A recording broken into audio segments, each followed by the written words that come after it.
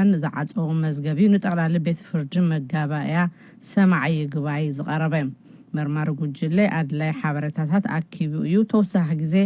በብዝተዋሃበ ግዜ ሓደስቲ ሓበሬታ ከቕርብ ስለዘይከኣለ ተወሳኺ ግዜ ኣየድልን ዝተባህለ ክብሉ ተኸሰስቲ ይገልጹ ግን እቲ መርማሪ ንሰማዓይ ይግባይ ተወሳኺ ግዜ ክወሃቦ ይግባይ ኢሉ እቲ ጉዳዩ ን21 መስከረም 2012 ንምርኣይ ቆፅራ ተዋሂብሎ ክትብል ኣስተር ምስጋናው ካብ ባህር ዳር ሓቢራላ ኣብ ኢትዮጵያ ክልል ኣምሓራ ኣብ ዝተፈላለዩ ከባቢታት ተኽልል ዝሰርሑ ዝነበሩ ዝተመልመሉ ኣባላት ፍሉይ ሓይሊ ፖሊስ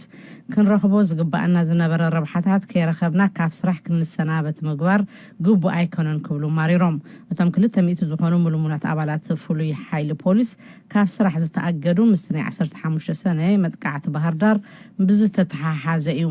ኣሳምነው ጽጌ ኣሳምነው ጸገ ክመውት ከሎ ስልክ ደዊልኩም ሓዚንኩም ደገፍቱ ኢኹም ብዝብል እዩ እዚ ረብሓታት ጎዲልና ካብ ስራሕ እውን ክንሰናበት ተገይርና ዘለና ክብሉ ገለ ንቪኦኤ ገሊጾም ኣለዉ ነዚ ቅሬታ ዞም ኣባላት ፍሉይ ሓይሊ ፖሊስ ነበር ምላሽ ንምርካብ ንዝምልከቶም ኣካላት ንምዝርራብ ፈቲና ከም ዘይቀንዓ ኣስተር ምስጋናው ካብ ባህር ዳር ሓቢራላ ኣብ ኢትዮጵያ ዞባ ምብራቕ ሃረርጌ ወረዳ ጎርጉቱ ብሓደጋ መኪና 10 ሰባት ሜቶም ካልኦት 5 ከዓ ከቢድን ፎኩስን ጉድኣት መቕሰልቲ ከም ዝወረዶም ፖሊስ እቲ ዞባ ኣፍሊጡሎም እታ ናይ ህዝቢ መጓዓዝያ መኪና ካብ ጅጅጋ ናብ ኣዲስ ኣበባ እናተጓዓዘት ከላ ኣብቲ ከባቢ ኣብ መርዓ ኣብ ልዕሊ ዝነበሩ ሰባት ነቲ ናይ ሞትን መቕሰልትን ጉድኣት ኣውሪዳ ዘዋርታ መኪና ሃዲሙ ዝተሰወረ ክኾን ከሎ ፖሊስ ንመሓዙ ይፅዕር ከም ዘሎ ገሊጹሎም ኬንያ ምስ ኢትዮጵያ ዘዳውባ ከባቢታት ዘይሕጋዊ ንግዲ ዝመሓላለፈሉ እዩ ዝበለቶም ክፍተታት ንምዕፃው ስጉምቲ ከም ዝወሰደት ገሊጻ መንግስቲ ኬንያ ብዘይካቲ ቀንዲ ናይ ዶብ መሰጋገሪ ዘለው መስመራት ንግዲ ስግኣት ድሕንነት እዮም እታ ሃገር እውን ኣታዊ ከይትረክብ ይገብር ኣሎ ብምባል ካብ መወዳእታ ዝሓለፈ ሰሙን ከም ዝዓፀው ኣፍሊጡሉ ክብል ገልሞ ዳዊት ካብ ናይሮቢ ሓቢሩሎም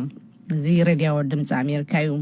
ሩዋንዳን ብሩንድን ነትን ኣዋርሕ እሾክ ኮይነውን ዝጸንሐ ኣፈላላይ ንኽፈትሖ ተሰማሚዐን ክልቲኣተን ሃገራት ነትፈላላይ ክፈትሖ ብመንጎኛ ኣካል ይራኸባ ከም ዝነበራውን እቲ ዜና ይገልጽ ዩጂን ኢወማና ካብ ኪጋሊን ዝላኸቶ ጸብጻብ በትረ ስልጣን ካቅርቦ እዩ ዝሓለፈ ወርሒ ኣብ አንጎላ ብክልቲን ሃገራት ዝተኸትመ ሰነድ ክልቲን ሃገራት ብገበን ስለያ ፖለቲካዊ ቅንጸላን ኣብ ውሽጣዊ ጉዳያት ጣልቃ ምእታውን ይጥቅን بعد سلطان منستر وزا رواندا أوليفر انديهونغاري ab mongo كلتين هاجرات نزسن نوح حبراو تاريخي قلتو Rwanda and Uganda share historical ties. Rwanda and Uganda تاريخاوي متأثر اللون مسارت أنكرا استراتيجيكاوي حبرت كوغوني قبا منجست رواندا جنا نت زجاتاتو ناب أوغندا غياتو زحبر لبوا لمون على العلنزلو أبوغندا بالزعبا كقاتمهم زخيل مأسرتن مقرفتن تتكس رواندا بعد سلطان منستروتا أوغندا سام كوتيساغنا كونتات روانداويان بحقي كرأي يويلو. We are going to use the courts. We are going to use all the formal ways of dealing with. نبيت فردي كنتكامينا كلهم أماراتات كنتكاملومينا جبن ويكالي عينات زفصهم السبات نمماين تجبننيا كابتو تعين مفلاين كلهم من قدتات كنتكامينا بزي كازي رواندا نوغندا كهو هنا نزوتونو جلتات قبر شبرا عقيبة الله النابلت تتغسى منستروتا أوغندا جنا نرواندا بمهوخ نربح نجر يلن نتي قربنا زلو كسدما خلت صاريو إنا كم زبل وتزين هجلز ኣብ ብሩንድን ዓመታ ፕሬዚደንታውን ፓርላሜንታውን ምርጫ ቅድመ ምክያዱ ኣብ ልዕሊ ተቃወምቲ ስደት ይብርትዓሎ ክብል ኮሚሽን ናዳይ ሓቂ ሃገር ኣፍሊጡ ካብ ጄኔቫ ሊዛ ሽሌን ንዝላኸልተና ሪፖርት ነዝውን በትረ ስልጣን ሒዝወሎ ግዳት ጥቃዓት ይኾኑ ዘለው ኣባላት ተቃወምቲ ፓርቲታት ጋዜጠኛታትን ተሓለቕቲ መሰላትን ብሩንዲዮም እቲ መርመርቲ ኣባላት ኮሚሽን ዘውፅዎ ሰነድ ብሕልፊ ኣብ ገጠራትን ርሑቕ ስፍራታትን ዝተፈጸሙ ጥቃዓታት እውን ነፂሩ እዩ بحلفي نتسلمات تغويلهم نتمتقعت زفتصمو إمبو نيروكوري تباهلهم زصوعو مناصي أبالات غزا بارتيوم أبومبر اتا كوميشن داود دياني أبالات كفل سلا اتا هاجرن بوليسين كي ترفو أبتقسط إيد كمزلوهم قليتهم محاور سليا بروندي أبتحتو تتصر منكست كيكونس أب قوتتصر بريزيدنت كم زعتوون يقلسو. It now falls solely, and this is significant, it now falls solely under the direct authority. مولو نمولو أبتحتو تتصر يؤاتيو عزيو أقداس معبالة أيو أبزي حز أوان أبتحتو تتصرن تأزازن بريزيدنت كوينو الله سلازي بكفل سليا زفتصام قساتات بكانديز حتى بعلو أيو እቲ ሪፖርት ኣብ ብሩንዲ ሲቪላዊ ነጻነት ሓሳብካ ምግላጽን ምእካብን ኣዝዩ ተደሪቱ ከም ዘሎ ይገልጽ ኣምባሳደር ብሩንዲ ኣብ ሕብራት ሃገራት ሪቫናት ታቡግና ነቲ ሪፖርት ይነጽጎ መደናገሪ መጸለምን ፖለቲካዊ መበገሲ ዘለውን ክብል እውን ገሊጹ ኣሎ እዚ ሬድዮ ድምፂ ኣሜሪካ እዩ ናይ ኣፍጋኒስታን ፕሬዚደንት ኣሽራፍ ጋኒ ናይ ምሮጽኒ ወፍሪ ኣብ ዝገብርሉ ዝነበሩ ፓንዋን ኣብ ዝተባሃለ ክፍለ ግዛት ተኽሲ ተኸፊቱ ግን ብድሓን ኣምሊጦም ኣለዉ በትሎሚ ኣብ እዋን ወፍሪ ምሮጽኒ እቶም ፕሬዚደንት ንዝተኣከበ ህዝቢ መደረ ክገብሩ ኣብ ዝቀራረብሉ ዝነበሩ እዋን ሓደ ኣጥፊእኻ መጥፍኢ ኣብ ሞተር ብሽክሌታ ዝተጻወደ ነተግቲ ተኪሱ 24 ሰባት ቀቲሉ ካልኦት ልዕሊ 30 ኣቁሲሉሎም ናይ ኣፍጋኒስታን ጣሊባን ነቲ መጥቃዕቲ ሓላፍነት ወሲዱሎ ሰባት ካብቲ ምስ ምርጫ ዝተተሓሓዘ ኣኼባታት ርእሶም ከኣልዩውን ኣጠንቂቖሎም እስራኤላውያን ኣብ ውሽጢ 6 ወርሒ ንኻልኣይ ግዜ ሎም ሰሉስ ንሓፈሻዊ ምርጫ ድምፆም ክህቡ ውዒሎም ኣለዉ ኣብዚ ናይ ሎሚ ምርጫ ቀዳማይ ሚኒስትር ቤንጃሚን ኔታንያሁ ካብ ወተሃደራዊ ኣዛዚ ዝነበሩ ቤን ጋንቲዝ ብድሆታት ኣጋጢሞም ኣሎም እዚ ንኻልኣይ ግዜ ዝካየድ ዘሎ ምርጫ ኔታንያሁ ኣብቲ 120 መናብር ዘለዎ ከሰነት ኣብዝሓ ማለት ብውሕዱ 61 መናብር ክሕዙ ብዘይ ምኽኣሎም እዩ ዩናይትድ ስቴትስ ነቲ ንምህርቲ ነዳዲ ዘይቲ ስዑድ ዓረብ ብፍርቂ ክንክ ዝገበረ መጥቃዕቲ ድሮንን ሚሳይላትን ኢራን ያጌራቶ ክትብል ደምዲማ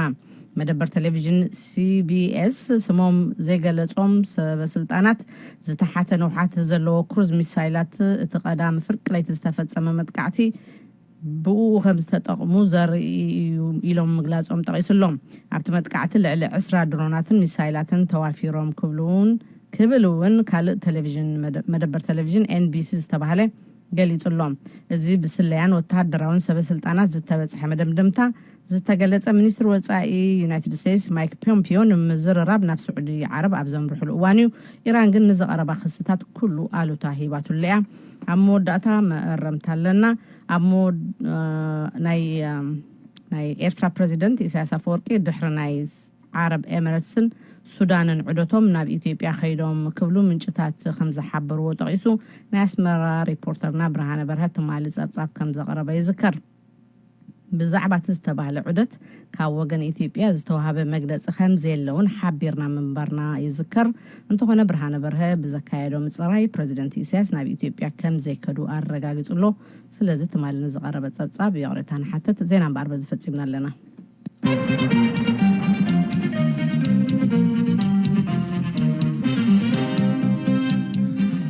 نمسكن مني أنا زينا زي راديو دمس أمريكايو نامنا لما عن سبساب كنحلف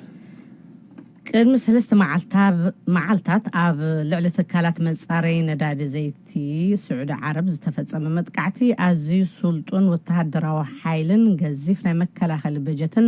ዘለወን ሃገራትን ናይ ድሮንን መጥቃዕትታት ዘተቃልዓ ምዃነን ዘረጋገጸ ኮይኑሎም ዩናይትድ ስቴትስ ናይ ሳተላይት ምስልታትን ናይ ስለይ ሓበሬታን ኣብቲ ናይ ስዑድ ዓረብ ነዳዲ ዘይቲ ምህርቲ ብፍርቂ ዝዓፀወ ካብ ሰማይ ዝተፈጸመ መጥቃዕቲ ናይ ኢራን ኣጽዋር ኣብ ጥቕሚ ከም ዝወዓለ ገሊጻላ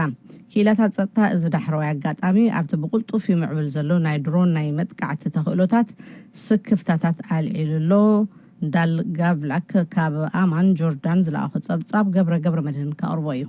شموم زي تصرحو سبسلطان يونايتد ستيتس نمعراباويان ميدياتات كم زغلصو اب لعلي اتوم تكالات زتتوكسو لعلي درزن زتوالدو مطقعتات يوم اب حمله انصار اب يمن يكايدن بسعود عرب زمرحن زرلو كوينات زغطمو بإيران زدغفو عمز حوتي بإيران تسرح حصير رحقات زغعاز كروز ميسايلن بومب زصعانا سب البو نفرتن نمرئيت اقربوم نيرام اب يمن قدبر معت عمتات ግጭት ቅድሚ ምጅማሩ قرب ندادي زقارص مطقعتي تفصيمو ايفلتن زمطقعتي ن5.7 مليون برميل ندادي كاب عداغ عالم وصاء زغبر ايو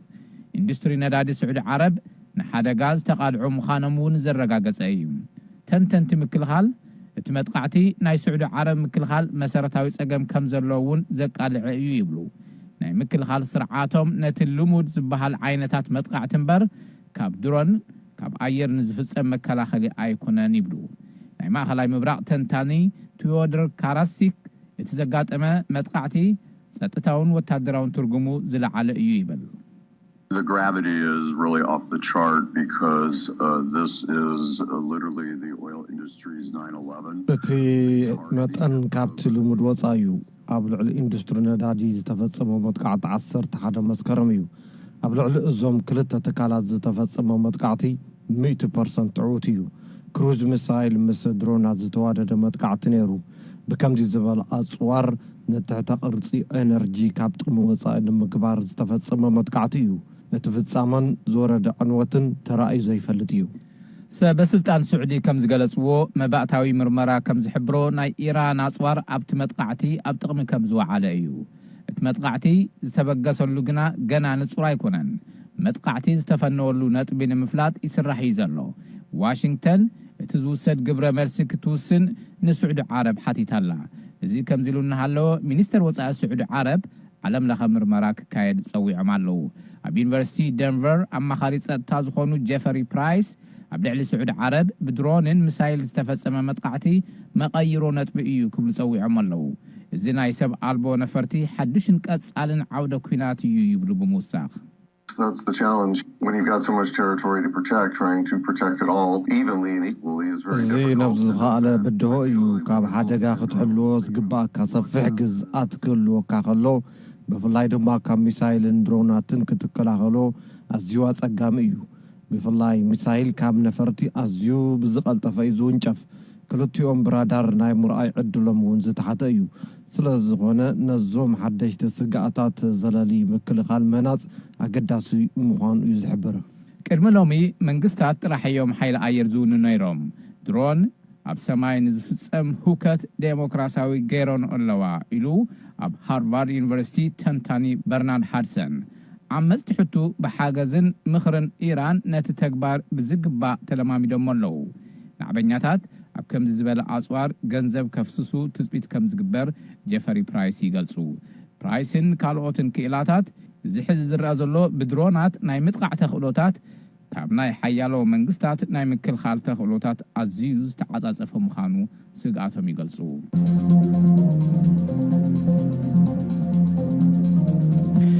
ድምፂ ኣሜሪካ ትሰምዑ ኣለኹም ዝኸበርኩም ሰማዕቲ ናብ መደብ ኤርትራውያን ኣብ ኣሜሪካ ክንሓልፍ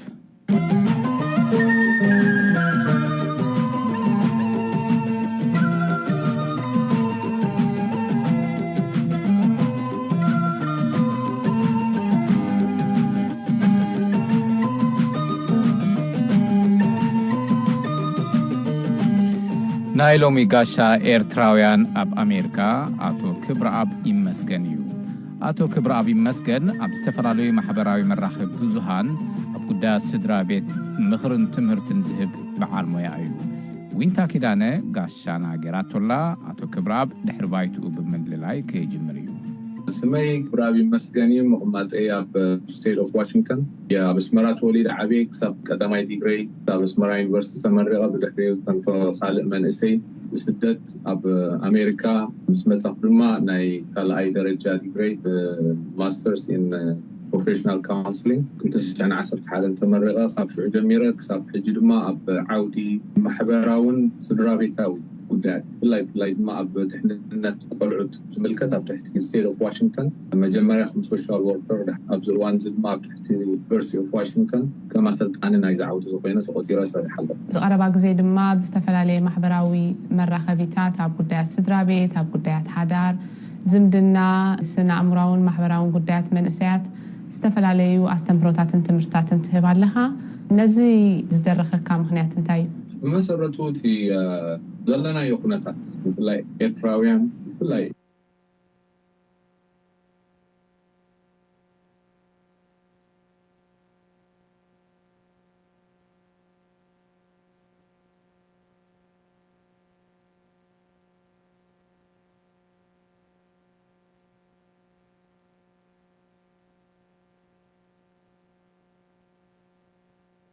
ዓልበላ ዓዲ ምኸይድ ድማ بوجود سقطات الناس دفعنا مس مصانا بدحري أبنا حدنا بركبنا أبزم جناتنا أبصدر بيتاتنا أبتعاوي عليكنا كي ترفع أمنا حدنا من لزاب ون خير تسجل قدات ويد ما إيشوس اللعل مسرعه كم يقرنا هنا كم فتح مثلا أنا سنتايك دور بزاني اشتاي عقمي بحرم بال زمت حسب ولا قواز فينا يوزل لنا فناتات زبزح بوليتيكاوي صعبين نتخلو إذا لنا فناتاتكم نسمع حبراون سنا أمراون كنتاتنا دم تسليوي سلازم فوسو دما سمع حبراون سنا أمراون كنتنا مثلنا اليو إنا حوي متزبط كابز بالحساب يتبلسو بزان يشتري بركتو دما قال نقول بسبب تتقمه كابز بالحساب يعني تبلسا مالتي أبز قداي زي كبراب تناتنا حبرتسب ኢትዮጵያዊ ኤርትራዊ ስኻ ብትግርኛ ኢኻ ትመደብካ ተቕርቦ ትግርኛ ዝሰምዕ ሕብረተሰብ ካብቲ ኣተዓባብያ ድዩ ካብቲ ናይቲ ሕብረተሰብ ባህልን ልምድን ዝተላዕለ ብዛዕባ ጉዳይ ገዝኡ ኣብ ዝምድና ኣብ ኣተዓባብያ ቆልዑ ኣብ ሓዳርካ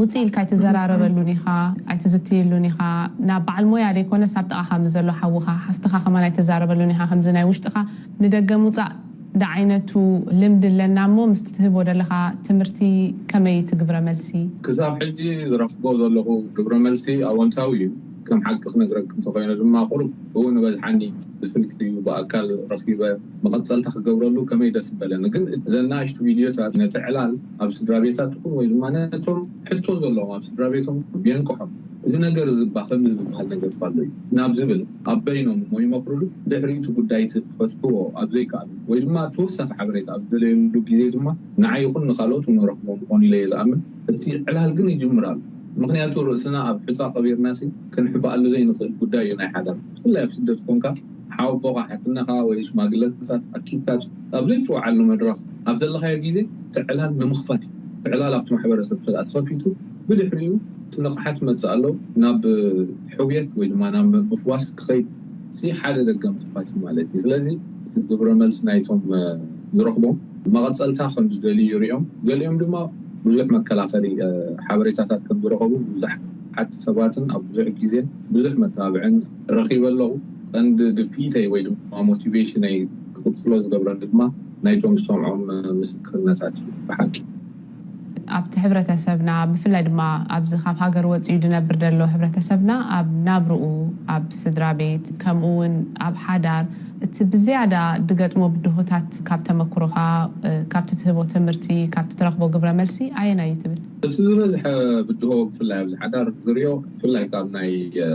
ትግርኛ ተዛረብቲ ከም ባህልሲ ብዛዕባ ሓዳርካ ንኻልእ ሰብ ከማኽረልካ ወይ ድማ ክሕግዘካ ምስ ዝርራብ በቃ ከም እቲ ናይ መወዳእታ ምርጫ ወይ ድማ ናይ መወዳእታ ሪዞርት እዩ ስለዚ ኣብታ ኣፋን ዕርበታን ጠልጠል ክትብል ከላ ወላ ሓንቲ ኩሉ ነገር ምስ ኣበየ ኦሮማይ ካብ ሕጂ ንኛውሱ ተስፋ ዘለዎ ኣይመስልኒ ኣብ ዝመስል ደረጃ ምስ በፅሐ እዩ ምኽሪ ክሓተካ ዝመፅእ ሰብ ኣብኡ ድማ ብዙሕ ነገር ተቃሲሉ ፀንሕ ፍፁም ኣይከኣልኒ እኳ ተዘይበልኩ ኣዝዩ ብርቱዕ ገብሮ ሽዑ ነቲ ናይ ሕውየት መስርሕ ሕጂ ዝዓበየ መኸላእታ ብፍላይ ኣብ ደቂ ተባዕትዮ ብፍላይ ኣብ ሰብኡት ንኻልእ ሰብ ጉዳይ ሓዳርካ ክትዛርብ ማለት ሲ በቃ ምድካም ወይ ድማ ስብእነትካ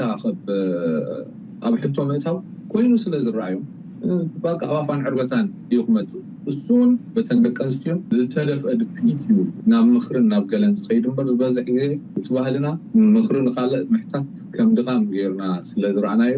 በይንና ክንቆስል ኢና ማለት ስለዚ ዝዓበየ ብድሆ ብኣግኡ ነቲ ሕቶታትና ወይ ድማ ነቲ ከዛርበና ዝኽእል ናብቲ ክጠቕመና እዩ ንብሎ ሰብ ዘይምቕራብና እዩ ልክዕ ከም ዝኻልእ ሕማም ኢኖ ኣብ ኣፉን ዕርበቱን ወይ ድማ ኣብ ኣጋሞት ምስ በፅሐ ምሕካሙ ዶ ሓይሽ ወይስ ቀፍና በልካ ክንኻን ሓዳር ወይ ድማ ዝምድና ድማ ከምኡ እዩ ውልድ ኢልካ ትፈልጦ ነገር ኣይኮነን እናዓብኻሉ ትኸይድ ምግጫው ዘይምርድዳእ ንቡር እዩ ዘይንቡር ዝኾን ግን ኣብ ኣተኣላሊ ከም ዘየለ ጌርካ ክትመልሶም ተደኣ ፈቲንካ ወይ ክትኣልዮም ተደኣ ፈቲንካ ሽዑ እዩ ትሳዕበየኑ እናገደደ ዝኸይድ ኢለ ይዝኣምን ግርጭታት ክንካባልዓልና ኣብ ሓዳር ብዝምልከት ድሕረ ባይታ ኣብ ዓዲ ከለኻ ቤተሰብካ ትነብረሉ ባህሊ እቲ ሕብረተሰብ ፀላዊኻ እዩ ኣብ ደገ ምስ ወፃኻ ከዓ እቲ ሕብረተሰብ ካልእ ባህሊ ካልእ ልምዲ ትሕጊ እውን ንባዕሉ ካልእ ሕጊ እውን ድቕይዶ ሕጊ እውን ኣሎ እሞ እዚታት ከመይ ትሪኦ ካብ ተመክሮኻ ፅልዋ ኣለዎ ዶ ኣብ ኣፈታትሓ ግጭታት ኣብ ኣፈታትሓ ግጭታት ኣብ ዓድና ናብዚ ዓዲ ንፈላለዩ ኣብ ዓድና ሓቂ ንምዝራብ ናይ ወዲ ተባዕታይ ወይ ድማ ናይ ሰብኣይ የማናይ ይጽልዋ አለው ፍልፍል ምፍራህ ምህራም ወይ ሙግብዕባዕ ወይ ገለመለስ ኣብ ዓዲ ከም ንጉል ኮይኑ ከም ልምዲ ክስታይ ዝግበር ኣብ ምዕራባዊ ሃገር ምስከልካ ብኡን ኣብ ማእሰርትን ኣብ ገለን ከብፅሓካ ክእል ሕጂ እቲ ወተባዕታይ እንታይ ኮይኑ ይስምዖ ወይ ድማቶም ሰዎች ሰበይተይ ኣብ ምዕራባዊ ሃገር ምስ መፀት ጠባያ ቀይራ ፀጊብቲ ወይ ገለመለስ ዓይነት ዘስምዕ ተንደንሲ ኣብ ወዲ ተባዕታይ ክረአ ይኽእል ወይ ድማ ኣብ ሰብኣይ ግን ብመሰረቱ ሽግር ብማህረምቲ ወይ ብሓይሊ ወይ ብጎነፅ ምፍታሕ ማለት ምልክት ድኻም እዩ ኣብ ምዕራባዊ ሃገር ዘሎ ድማ ኣነ ዝኽበል ንሽግር ክትፈትሖ ተኾንካ ብምጉዕባዕን ብምፍርራህን ብምቕጥቃጥን ብምትህራምን ክመፅእ ዝኽእል ፍታሕ የለን ምጭቋን ምብዝባዝ ዘይኮይኑ ማለት ስለዚ ናበይ ኮርነር ገብረካ ኮፍ ኢልካ ትላዘብ ማለት እዚኣ ድማ ነቶም ደቂ ተባዕትዮ ዝያዳ ትኸብዶም ካብተን ደቂ ኣንስትዮ እሞ ናብዚኣ ንኽመፁ ብዙሕ ዕፃይ ምፃፃይ ከጋጥሞም ኣብ ብዙሕ ርአ ኣሎ ከም ዝበልክዎ እዚ ናይ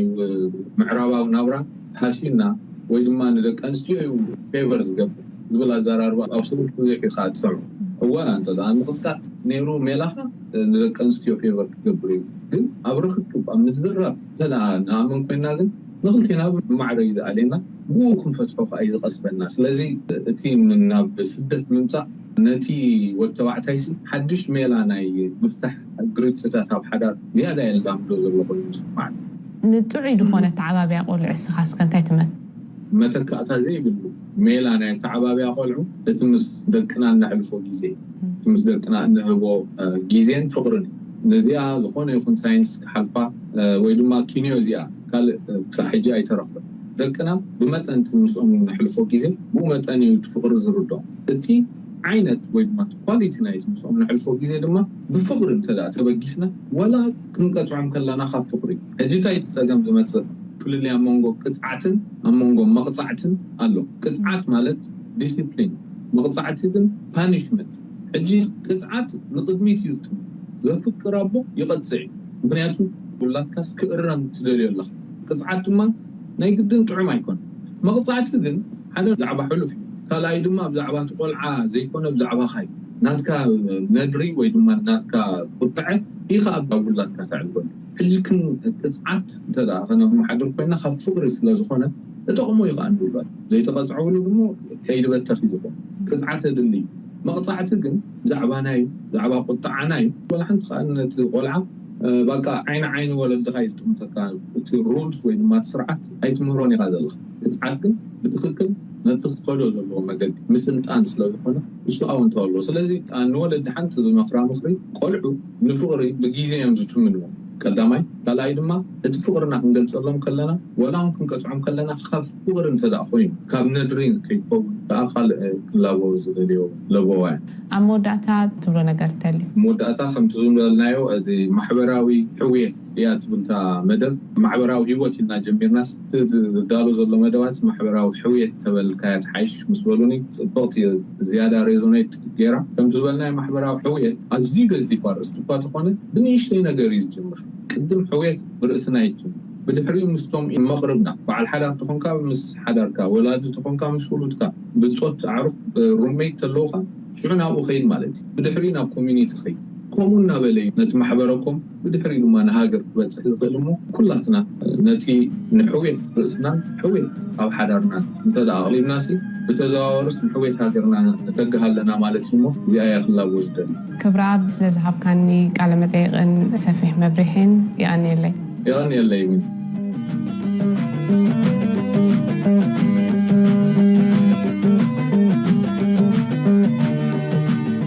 صبو مخري آتو كبرابي مسكن نمسكن وينتان آتو كبرابن زرادي دوز أمريكاي نابريتو تاكم كنحلف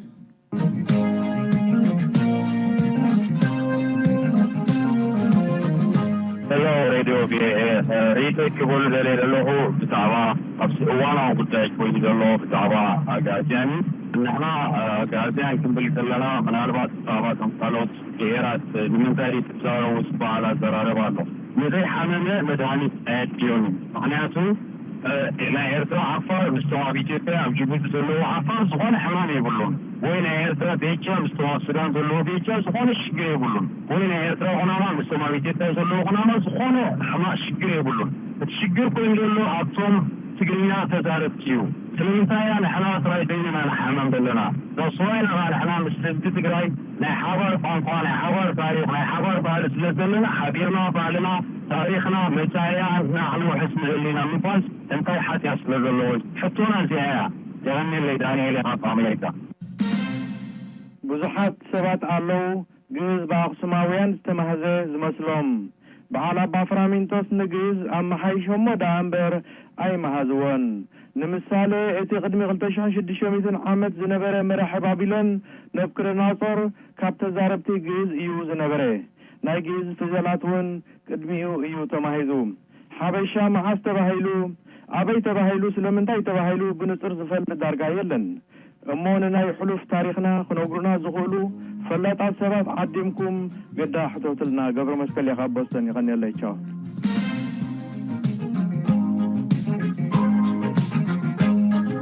ንኹልኹም ወሃብ ትርኢቶ ኣዚና ነመስግን ሕዚ እውን ጽሓፉልና ደውሉና ናይ ኢሜይል ኣድራሻና horn@voanews.com ቁጽሪ ስልኪ 2259942 ናይ ውሽጢ መስመር 15 እዩ ባርከዝ ዝኸበርኩም ሰማዕትና ጽባሕ ረቡዕ ክሳብ ንራኸብ ድሓን ሕደሩ ዝብለኩም በዛ ናይ ኣታኽልቲ ገብረ ሚካኤል ንዕን ደወይኖ ትብል ሙዚቃ ክሰናበተኩም ሰላም ለይኪ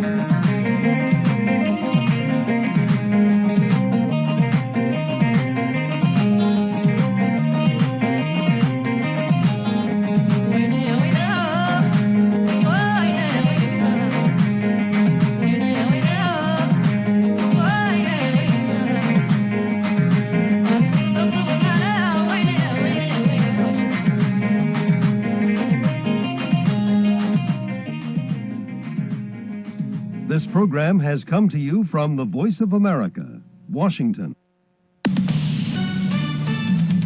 This is VOA News. I'm Jim Burtell.